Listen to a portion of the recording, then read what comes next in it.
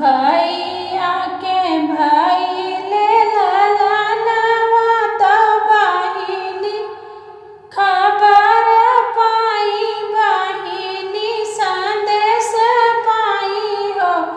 सासु हमारे जे भइले भतीजवा नैहर हम जाबई हो।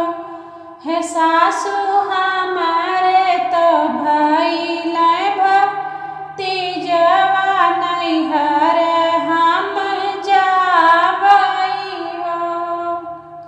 यतनी बचन सुनी सासु त बहुअर से अरज करे, बहुअर से अरज करे हो। हे बहुअर बिना हो बुलाए जानी जायु, भौजी ताना मारी हई हो। हे बहुअर बिना हो बुलाए जानी जायु, भौजी ताना मारी हई हो। जाबई ये सासु जाबई हम तो नहीं हरे जाबई, हम तो नहीं हरे जाबई हो। सासु भौजी के भाई हैं ललनवा बधैया लैके जाबई हो। सासु भौजी के भाई हैं ललनवा बधैया लैके जाबई हो। सभा बैठल बाबा तो बेटी पे नजर पड़े हो। बाबा देखी के खुश भइल मनवा की बेटी हमरो आई गई हो। बाबा देखी के खुश भइल मनवा की बेटी हमरो आई गई हो। दुआरे पे ठाढ़े हैं भैया तो बहिनी पे नजर पड़े हो। भैया मन ही मन मुस्काए, बहिनिया हमरा आई गई हो। भैया मन ही मन मुस्काए, बहिनिया हमरा आई गई हो। मचिया ही बैठी है माया तो बेटी पे नजर पड़े, बेटी पे नजर पड़े हो।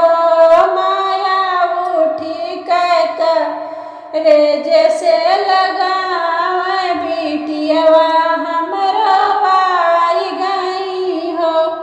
मैया उठी गले से लगावे, बेटियवा हमरो आई गई हो। राम रसोइया बैठी भौजी तो ननदी पे नजर पड़े, ननदी पे निगाह पड़े हो। भाभी देखी के मुँह बीच काम, ननदिया बरिन आई गई हो। भाभी देखी के मुँह बीच काम, ननदिया बरिन आई गई हो। राम रसोइया से उठली भौजी तो सासु से राज करे, सासु से राज करे हो। हे सासु भेजी देती अपनी बिटिया वाला उठ ससुर जाती है हो। हे सासु भेजी देती बयरिन ननदिया लौटी ससुर जाती हो। जमोरी सासू तुहरी बेटिया ससुर नाही जाई हई ससुर नाही जाई हई हो। हे सासू हम चली जब अपने नैहर बेटिया वाले के राही हो।